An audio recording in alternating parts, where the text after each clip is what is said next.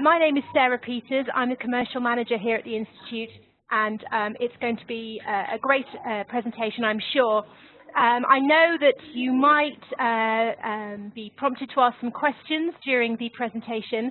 I'll ask you to please write your questions. There's a little chat box in the bottom right-hand corner of your screen. And it would be great if you could write down any questions you have during the presentation, and then we can put those to Christoph at the end when he is finished. So please, any questions, comments, or thoughts, please do note those down, and we can pass them over to Christoph at the end.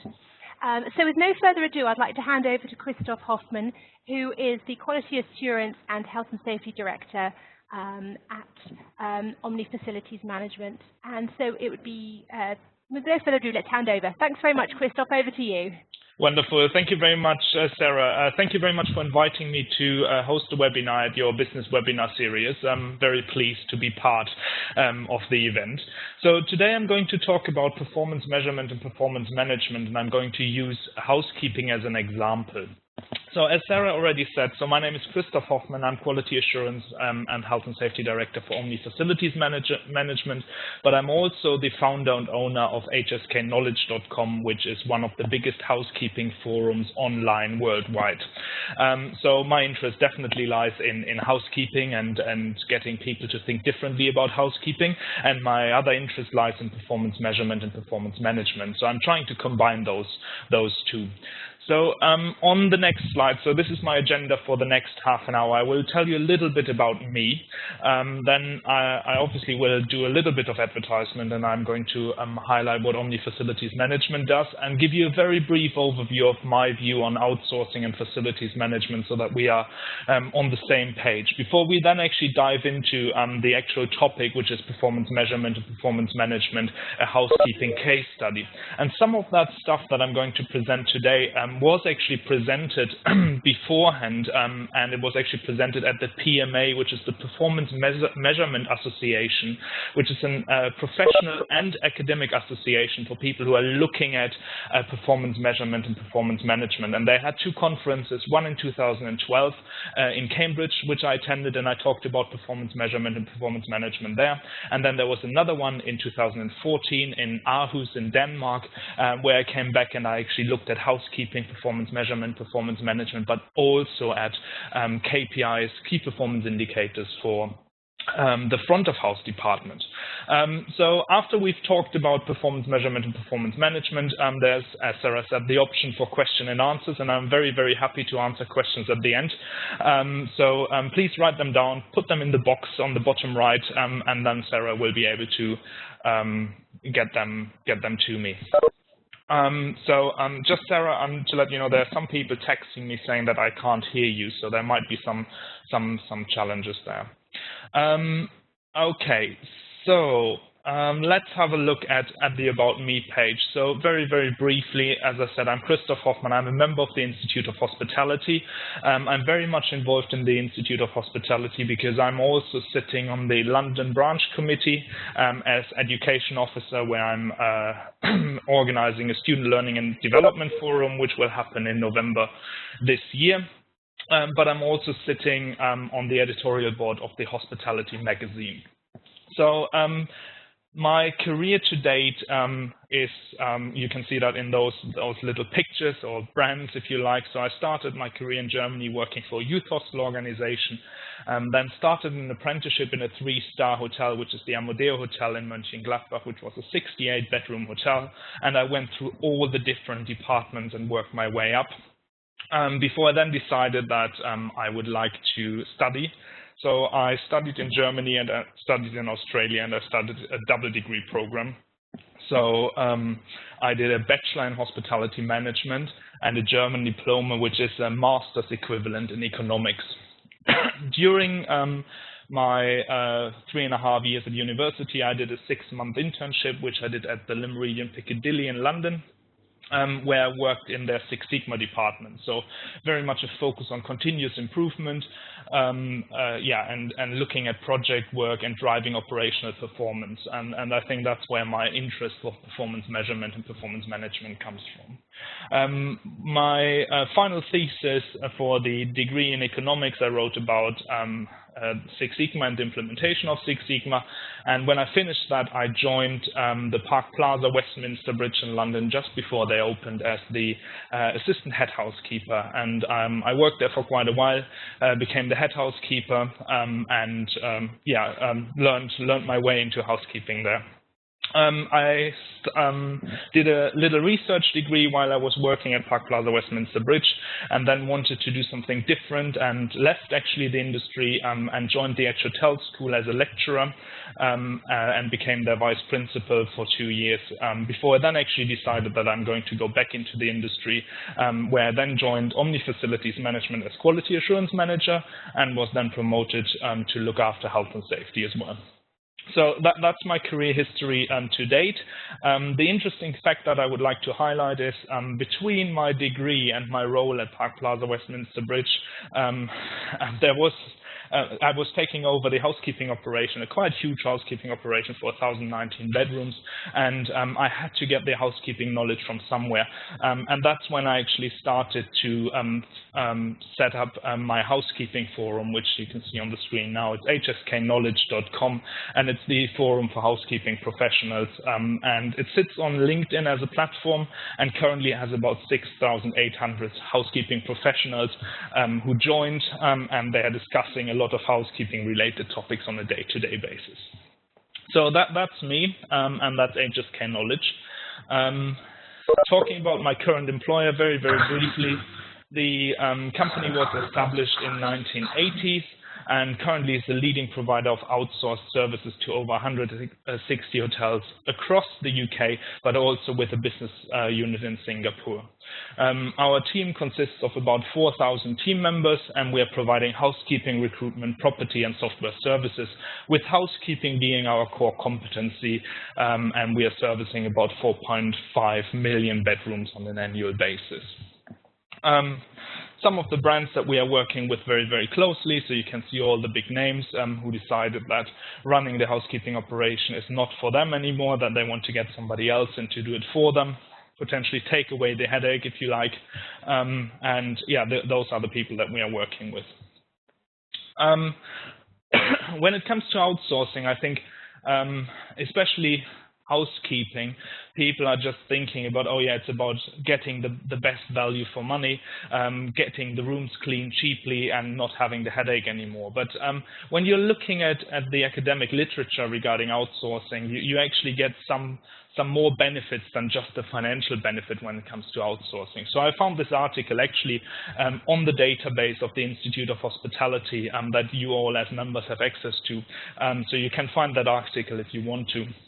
And that was an article that looked into the factors motivating hotels to outsource. And the key benefits that this article found was the specialization that a contractor could bring into, that there's an element of a market discipline, which I'm going to explain in a second, and then the so much quoted flexibility, so the possibility to react to demands, higher and lower demands in occupancy, and the option for cost savings. So the article then actually defines it and gives an opportunity for assessment. So when you're looking at the specialization element, it's really to look at getting somebody in who has the expertise, who's the expert in the field, and you as a company, you can then benefit from that when you're getting that specialist in. The market discipline element is actually quite interesting because it separates the purchaser from the provider, and then it becomes a formal transaction which takes place under contract. And in the example of housekeeping, you're actually then potentially looking at purchasing a clean bedroom rather than having a huge housekeeping operation sitting on your payroll, which is actually quite interesting because it changes the whole view on an operation from my point of view. The flexibility, obviously, you have upwards and downwards trends, so you can actually use your contractor to do that. And the cost-saving element is really about economies of scale, because if you're giving it to somebody who actually has the potential of cleaning X amount of bedrooms, there's probably some economies of scale rather than just you cleaning your 50, 60 bedrooms. So I'm not going to bore you anymore with regards to outsourcing, but I thought I get that in there. And I think you will only get these benefits if you truly outsource. So if you're just using agency labor as a top-up, you probably won't get all these benefits. The other thing that I briefly wanted to talk about is the focus on facilities management, because some people say housekeeping is facilities management, other people are saying facilities management is much bigger, and I agree with the much bigger element. So I had a quick look at the website of the British Institute of Facilities Management, and they are describing facilities management as a cost-cutting initiative in the 70s and 80s with outsourcing non-core services, which is really, really interesting when you're taking this into the concept of a hotel. So is outsourcing your housekeeping operation actually outsourcing a non-core service? What are you actually providing as a hotel? Isn't that the bedrooms, the clean bedrooms? So why are you deciding to actually outsource that? Or actually is what you're providing as a hotel the delivery of a great customer service, and then you just get somebody else in to clean the bedrooms for you? So then it actually moved on to the integration of hard and soft elements like building fabric, catering, cleaning, security, all of these things, but always with a focus on achieving better quality and economies of scale, as mentioned in the previous slide. There's a definition provided by the BIFM, which is facilities management is the integration of processes within an organization to maintain and develop the agreed services with support and improve support and improve the effectiveness of its primary activities. And I think that's actually very, very true when you think about housekeeping. So maybe your core primary activity isn't the cleaning of bedrooms, it's the selling of a clean bedroom and delivering a great customer experience. So why not get somebody else in to actually help you to deliver the agreed service of cleaning bedrooms for you? Okay. In order now to make the transition from looking at facilities management and outsourcing into performance management, I really briefly want to look at the performance management and management controls that are tools that managers can use to implement strategy. And I'm using this very simple chart where on the one side you have the strategy that you as an organization or you as a department want to implement, and you want to have the performance on the other side. And there need to be a number of elements implemented in order for you to achieve the strategy and actually get the performance. And implementation mechanisms, according to this academic article from 2003, are organizational structure, organizational culture, your human resources management, and performance management and management controls. And that's really what we are going to look at today. So when we're looking at a strategy, you want to achieve something, you have a vision, that's where you want to go to, and you want to have your performance. You need to have your performance management and your management control in place in order to gauge if you're actually achieving what you want to achieve. I found another article which I actually didn't quote on this slide, I'm sorry about that, but it's about Hilton. And in that article, it highlighted the different drivers for that Hilton is measuring. So they call it value drivers, and they're looking at measuring operational effectiveness, they're looking at revenue maximization, they're looking at loyalty, they're looking at brand management, and learning and growth. So these are 1, 2, 3, 4, 5 very, very broad topics. So what they have done then is they have translated that into performance measures. So you have your EBITDA, your operating profit, earnings before interest, tax, depreciation, and amortization for operational effectiveness, for example, your revenue maximization, revenue per available room.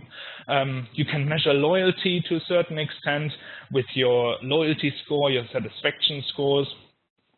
When it comes to Hilton being running a lot of franchise operations, their brand management, they will have scores on compliance and brand standards from their site inspections, which is a performance measurement tool for them. And when it comes to learning and growth, it's really about the participation in their skills training.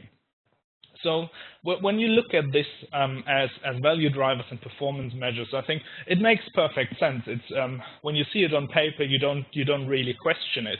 But if you put yourself into the shoes of your operational department heads, let's take the executive housekeeper or the head housekeeper, being responsible for a fairly large team, running a 24-hour operation 7 days a week, how much does EBITDA actually mean to that person? What does RevPAR actually mean to that person? The overall guest satisfaction score, there are so many different people involved in defining that overall satisfaction score. How relevant is that to your one department? Yeah, same for the brand standards or the training and participation. So it's really, when you see a lot of hotels that are handing out sheets in the morning saying, this is our RevPAR, this is what we have achieved yesterday. But my question really would be, if this is your way of communicating your overall company performance, is that relevant to your employees? Is that relevant to your managers? And are they able to actually take that piece of paper away and say, okay, this is what I'm going to do differently today in order to make a difference to that number on that piece of paper? And I doubt that your team members will actually be able to achieve that. So when it comes to key performance indicators, then it's actually really, really important to define the right sets of values which to measure. And that isn't very, very easy. So this guy on the cartoon actually says, I have a dream that one day I will find the right KPIs. And my belief is that there isn't the right KPI. There are key performance indicators available that you can use to measure how you're performing, but you will never, ever get it 100% right. Where I think it's really important that you're looking at a set of values rather than just measuring one. The other thing that you need to look at is when you're choosing the right the KPI, are you choosing the right KPI or the right KPIs, which ultimately requires a very good understanding of what is important to the organization as a whole. So when we're taking the housekeeping operation, we need to measure something that obviously has a positive impact on the overall company performance. And it really depends on the person and the department defining the KPIs. And my view there is really get the people involved who are doing the day-to-day job to help you to define the right KPIs for your department. So my example in Brackens, there's the finance view versus the reception view. So if you leave finance and receptions to define key performance indicators for the housekeeping operation, you most likely get a set of values that have hardly anything to do with the housekeeping operation. While if you're only leaving it for housekeeping to decide their own KPIs, then probably the finance manager and the reception manager won't be happy either. So I think it's really important to get the right people around the table to define that set of values that you measure over time. And that's really important. So these KPIs need to be measured over time, because there's no point in measuring something for a couple of days here, a couple of days there, because that doesn't give you anything. You need to measure it over time, because then you can evaluate the success of your company or your activity. And I think that's very important about key performance indicators. They can be used at a very, very high level, as we've seen earlier with the EBITDA, but it also can be measured, it also can measure an activity, as we will see later when I give you some examples from the housekeeping operation. If you measure over time, you will be able to identify areas for improvement, because you will see varying values coming through for your KPIs, and then you can identify where to improve and how to improve. The next thing is key performance indicators help you to define success.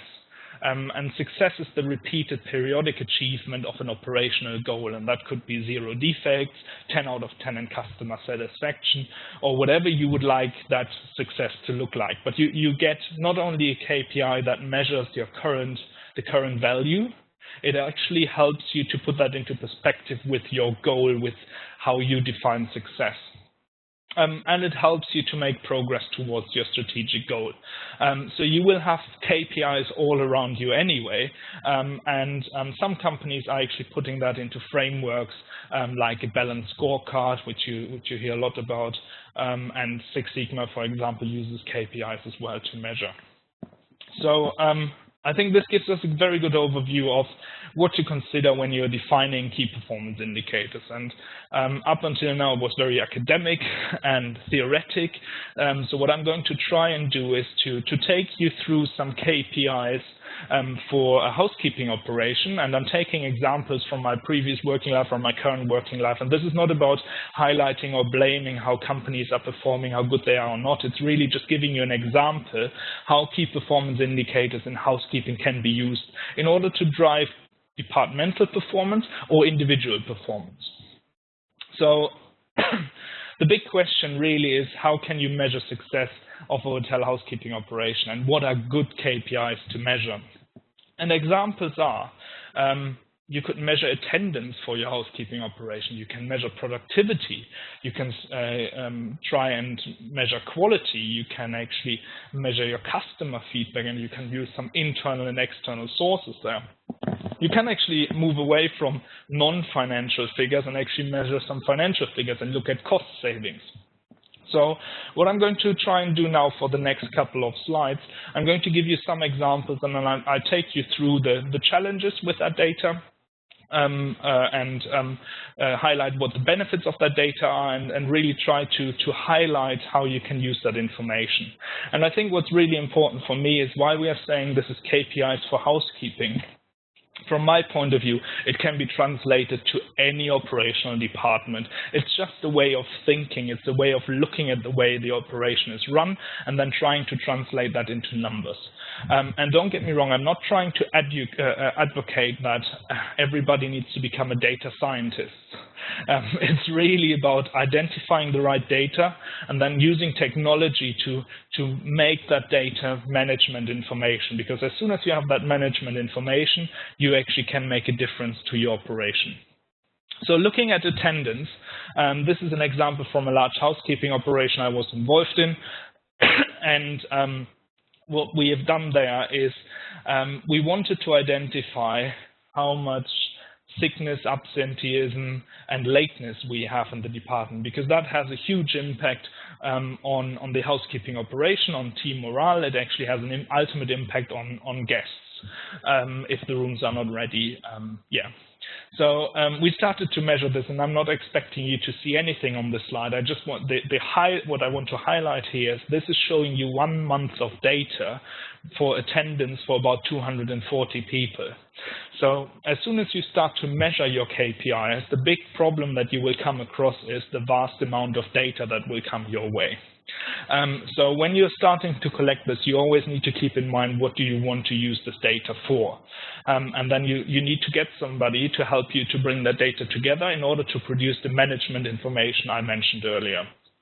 So for example, from all of this information, we created an executive summary, which gave us a monthly overview that highlighted the overall staffing for that for that particular month, showing how many team members showed up on time, how many were late and absent, and what was the percentage for that. So those are the top lines. So I'm just going to read them out very quickly. So 4,217 shifts were planned, 3,968 of them were started on time, which means 250 shifts were not started because people were late, sick, or absent, which gives you roughly 6% of absenteeism, lateness, and sickness. That's a good indication, but doesn't really tell you anything. So what you could do, quick fix, is next week we are going to overstaff by 6% and we are going to be fine. But that will definitely have an impact on your P&L because your labor cost potentially goes through the roof.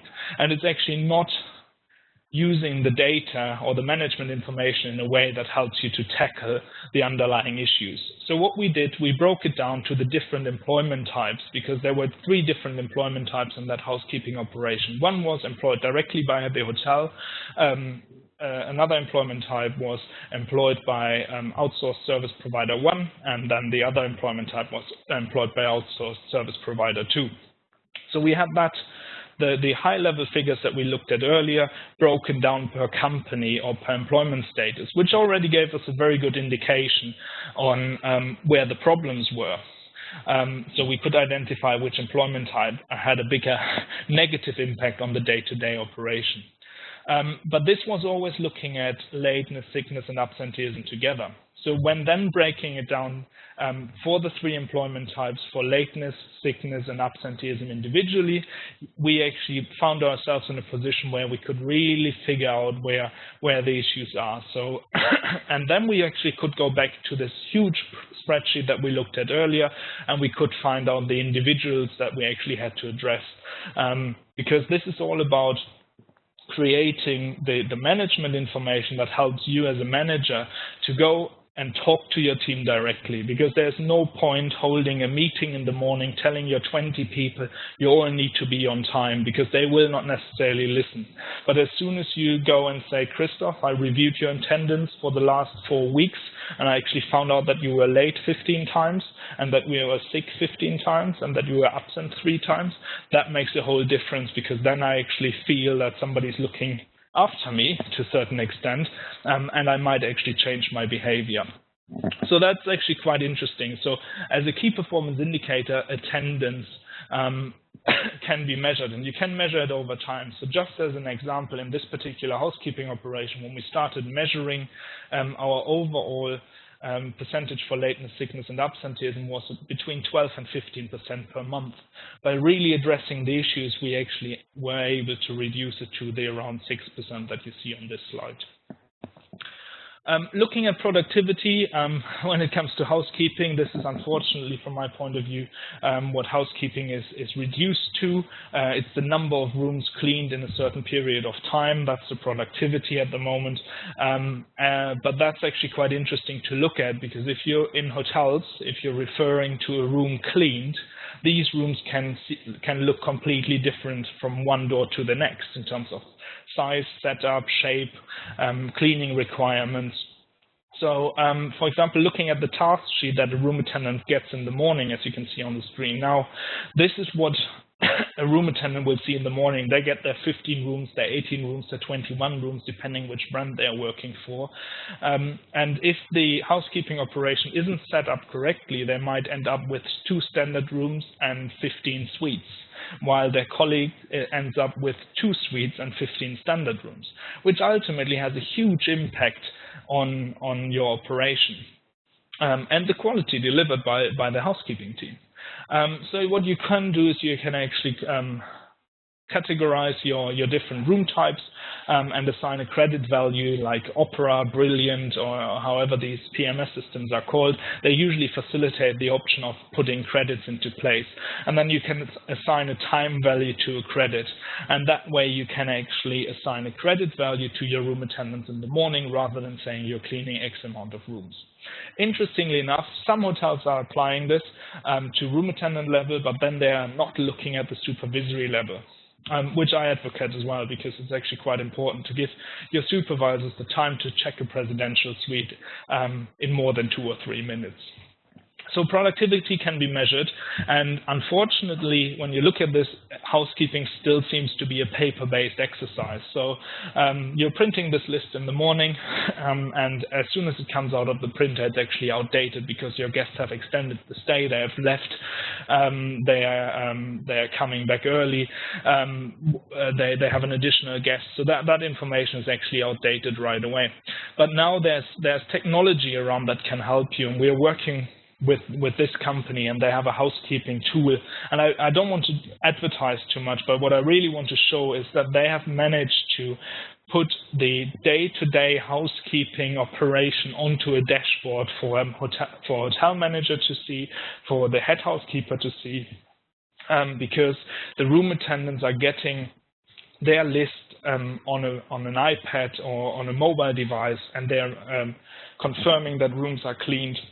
Supervisors are looking at which rooms are available to check them, which will ultimately have an impact on on the speed of rooms being turned around. And if you're just looking at the screenshot that is on the screen now, on the bottom left, the two graphs, the green bit is the number of rooms checked, and the slightly blue bit is the number of rooms cleaned. And you can already see that early in the morning by 11 o'clock, there's a huge gap between the rooms that are cleaned and the rooms that are checked. So, and this, from my point of view, is the first time that this information is available readily to see on a live basis for a hotel manager or a head housekeeper. And this will actually change how housekeeping is managed because of data, because of management information, because now knowing this information, this head housekeeper needs to look at restructuring the rota and trying to keep the blue and the green line as close as possible. So that could actually be another key performance indicator for the housekeeping operation to be measured on, the time or the number of vacant clean rooms and the number of vacant inspected rooms and the difference between that. Looking at quality, and I mentioned housekeeping still being very, very paper-based, there is opportunities to drive that forward. So usually you think of somebody walking along the corridor with a clipboard, a white piece of paper, and completing a checklist and then telling the room attendant you have achieved 95 out of 100. There's the opportunity to actually lift that onto mobile devices as well, and the benefit that you get from that is individualized data. So you can actually see, for example, in these graphs, how an overall department is performing, how many quality checks were done, what the average score was, but you can also link it directly to the employee record, which is really, really exciting, because as I said earlier, if you sit Christoph down and tell him that I've reviewed your quality checks for the last month and you always forget to hoover under the bed, will make a bigger impact on Christoph rather than Christoph sitting in a morning meeting with 25 other room attendants. Customer feedback, there are various ways of collecting that, and a lot of companies are subscribing to Medallia, for example, to do their customer service for them. And we talked about the Hilton example earlier, and they were measuring overall customer satisfaction. Actually, when you're paying the money to get these detailed surveys, get your head housekeeper to actually identify the key performance indicators that directly link to housekeeping. And for Medallia, for example, same for Heartbeat, are linked to the cleanliness of the guest room, the cleanliness of the bathroom, and the room smells fresh and clean. Those are the three standard KPIs that you will find in most of these surveys. And then you actually get the head housekeeper to track that individual data rather than the top level overall performance data, because this is something they have a direct impact on. And this is much better to communicate with a team when you're talking about the guest room, the bathroom cleanliness. And this is their performance data. This is their key performance indicator. And you can track that over time. So this example shows 2010 in blue, 2011 in red, and 2012 in green for a hotel that I was involved in. Which very much looks like an up and down for guest room and bathroom cleanliness. However, what you need to keep in mind is how the score line on the left actually, it starts only at 8.4 and goes to 9.2. So if you make that graph start at 0, then you probably will get 3 very, very flat lines. So when it comes to presenting data, it's really important that you know what you want to present. And if you're asking your direct reports to present data to you, question how they're presenting the data. So this way, I'm very much highlighting that there's a problem in July and August, because I wanted to highlight that because we wanted to identify what the problem is. By changing the graph, I could easily not tackle that issue. The interesting bit about this is when it comes to cleanliness scores, usually the question is, oh, are people on holiday, have we trained them enough? Have we done this, that, and the other? But sometimes it's really about the bigger picture. And to me, it only became clear when I talked to the director of revenue, who then told me in those months where you're scoring low, you actually have a completely different business mix in your bedrooms, with people paying their own money, people staying longer, people being with more parties within a room. So there's probably a likelihood that your overall scores will drop, which we considered when we actually went into 2011, and we managed to get a brilliant results in July, because we actually communicated to our team and communicated and made sure that they actually understand that there's a different business mix. But unfortunately then in August our score dropped again. Anyway, what I want to say there is, if you have the KPIs for your housekeeping operation, it is not only about keeping it within the management team. Make it a team effort. And a graph like this goes easily on a wall in a housekeeping operation and can be discussed in morning meetings, for example. Customer feedback, there's also free sources of feedback available, and I probably, if you weren't all muted, I would hear you cringe and say, oh, TripAdvisor, not a good source of feedback. But I ultimately disagree to a certain extent, because there are people who are providing feedback free of charge.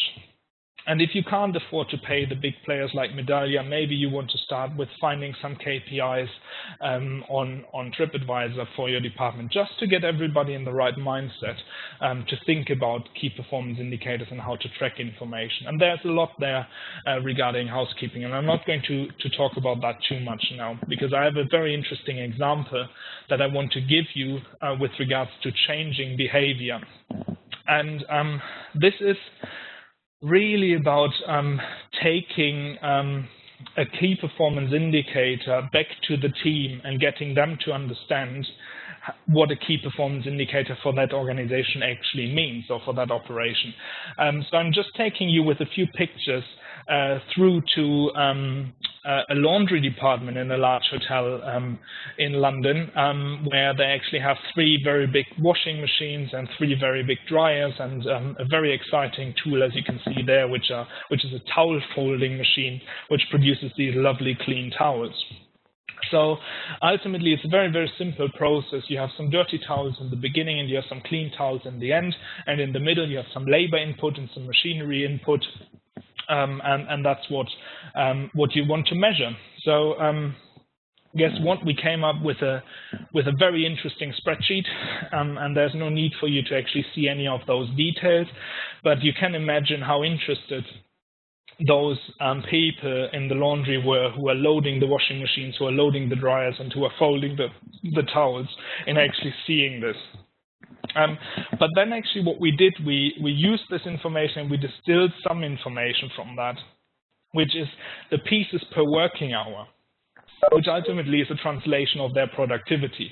And we obviously wanted to increase that and smoothen it. So what we had on paper, we had made our mind of how many pieces per working hour the team should actually produce. And some of the teams, or some of the shifts, actually managed to produce this, others didn't. And we tried to talk to them, and we said, okay, this is what you need to do, this is how it works. And I said, yeah, we are doing all of that, the machines are running, we can't increase productivity. So the only way of changing the behavior and making this meaningful to them was actually working in the laundry myself and working with the team. And what I found out is why one individual actually dragged down the overall productivity on a regular basis. Because that person started the shift, loaded machine 1, loaded machine 2, and loaded machine 3, and then started them, and then was sitting there and watching all of them running at the same time. When I questioned him why he was doing that, he was saying, because it really looks nice. So we continued that, and I showed him what the productivity level is when he continues doing that. And then we did a different exercise where we actually figured out how long it takes for unloading a clean washing machine and putting into a dryer. And we left that as a timing between starting the different machines. So increasing the use of machines, increasing his productivity. So keeping him busy over a more longer period of time. So we showed that to him, and he could directly see how his productivity and the productivity figures of the team increased. So starting machine 1, waiting for about 10 minutes, starting machine 2, and then waiting again, and then starting machine 3. And that made a whole difference to him as an individual because it kept him busy all the time, and it made a huge difference to us as an organization because we had aligned the KPI with our overall goal of achieving high productivity and a very profitable laundry operation.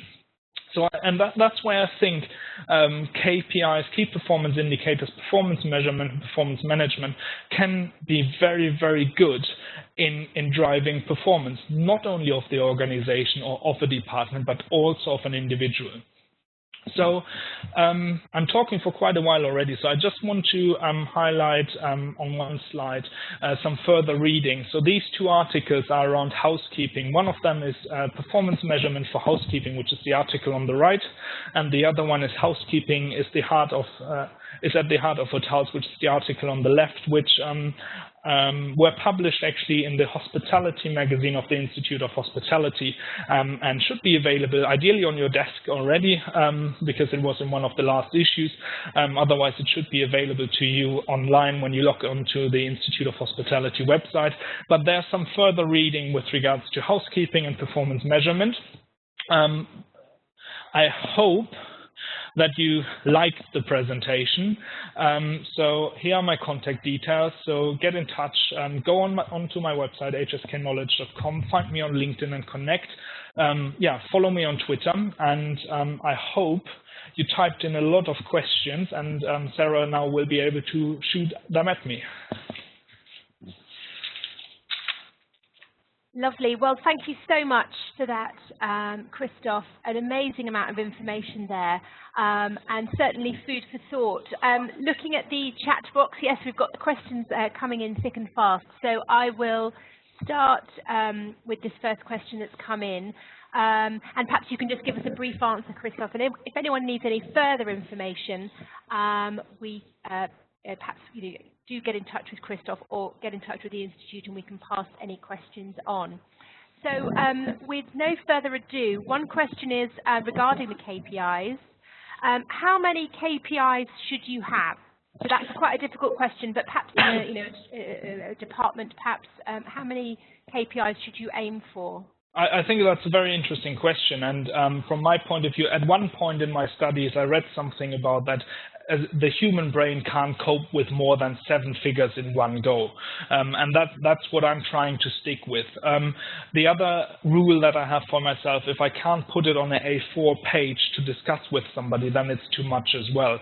The importance of a key performance indicator is that it's not a performance indicator. You might have hundreds of performance indicators that help you to find out how your organization, your operation is doing, but the key performance indicators are those few key ones that help you to actually monitor and see if you're doing well or not, and if you actually need to intervene as a manager or not.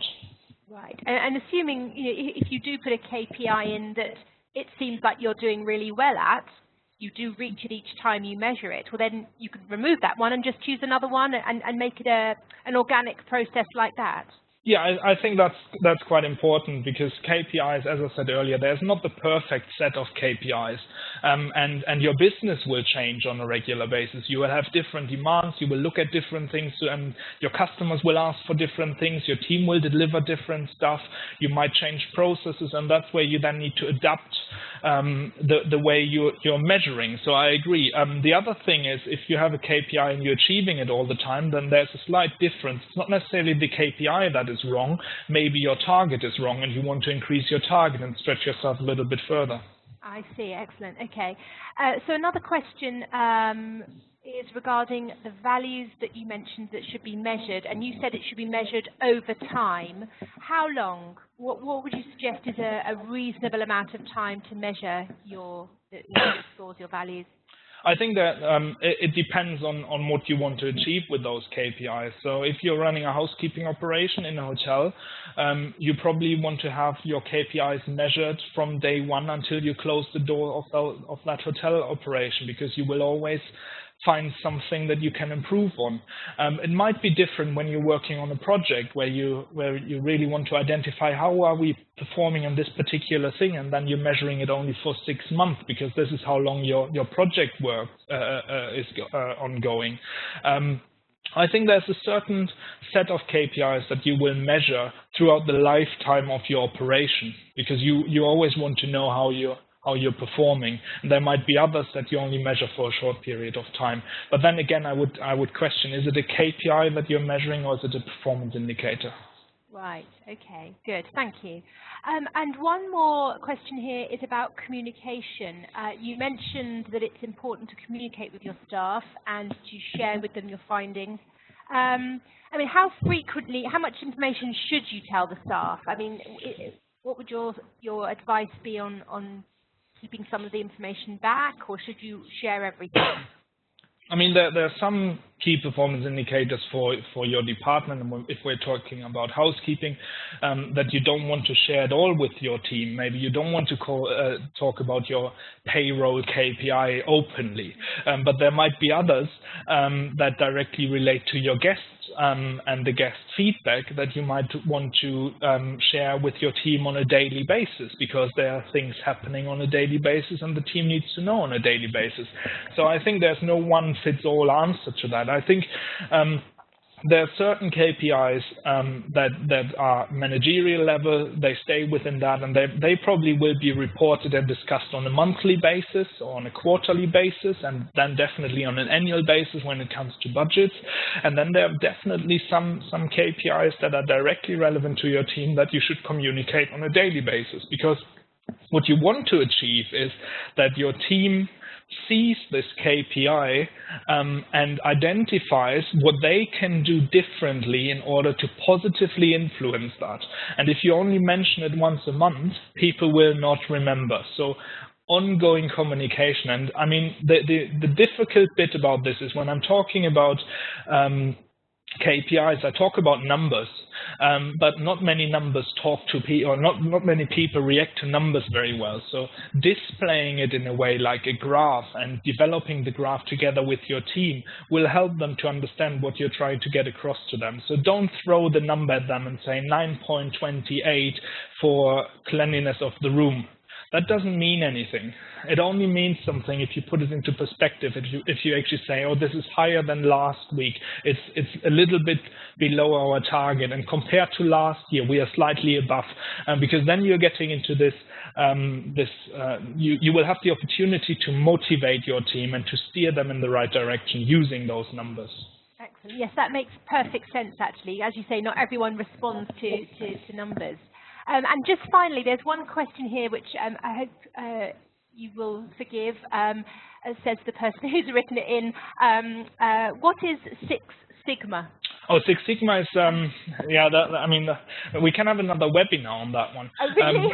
Yeah. Six Sigma is a statistical figure, actually, which describes the number of defects in a process. And it was used by Toyota in their car manufacturing in the 1960s. I hope that's right. I can't remember from the top of my head. And they were using this process to really measure input and output. And they wanted to figure out how many defects parts are they producing. And then when they figured that out, they actually went back and looked at the process again in order to come close to perfection. And then Six Sigma is a management framework that uses a lot of different tools to actually work through processes, work through projects, use numbers to actually improve processes. And it actually made the transition from the manufacturing industry into the service industry. And there are some companies around that are using some of these tools. They don't call it necessarily Six Sigma because as I said, it's very much linked to statistics, and that scares a lot of people off. But you hear a lot about operational excellence, for example, and that's usually linked to Six Sigma. So it's a management framework that uses a lot of different tools to improve services and products. Brilliant. Okay, well, thank you very much for answering that one, and indeed for all of those questions. Thank you so much to all of the people who wrote in with questions there. Just as a note, Christoph mentioned the 2 articles that were published in Hospitality magazine.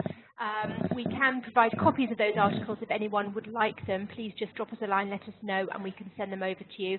But also they can be located in the Institute's online catalogue, so please do feel free to go and have a look there. Again, if anyone has any problems or any issues with that, let us know and we can guide you through that system. So on that note, I will say a very sincere thank you to Christoph, an excellent presentation. Thank you so much for presenting that this afternoon. And indeed, thank you to everyone today for signing in to listen to the webinar. This is the last in the summer series, but a whole new series are being finalised, ready for next autumn. And as soon as we have those finalised, we will send them out to you, and indeed they'll be in Hospitality Magazine in September. So thanks again, Christoph. Thank you very much. And indeed, thanks again, everyone. Have a lovely afternoon.